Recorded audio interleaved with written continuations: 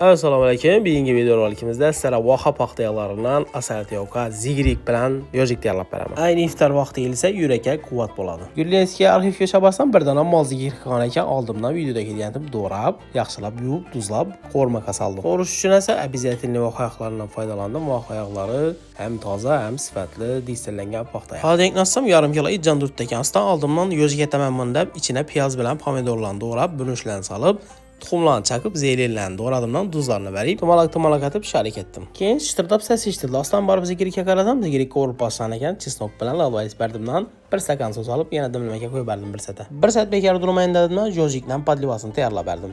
Mida etib pomidor, piyoz, bolgarskilarni qovurdimdan, yaxshilab o'ldirib, 2 qoshiq tomatni pasta berib, sos oldimdan, jojiklarni qo'shib, qilib taxlab olib, 40 minut damlamaga qo'yib berdim. Bir qarasam gaz plitan bir gözlük bo'sh ekan. Keyin aslan esa yanında kartoshka ayda qaytib beraman dedimdan, kartoshkani videodagi doğradımdan, qizartirib, qovurib olib, ozgina rolton preparatından berib aralashtirdim, dummoz oldan berdim. Ovqatni hamma reseptini absini yozib qoldiraman, ovqatimiz ham tayyor bo'ldi. Video yoqqan bo'lsa, bir like bosib ketsa, videoni kim yaxshisini yaxshi bilasizlar.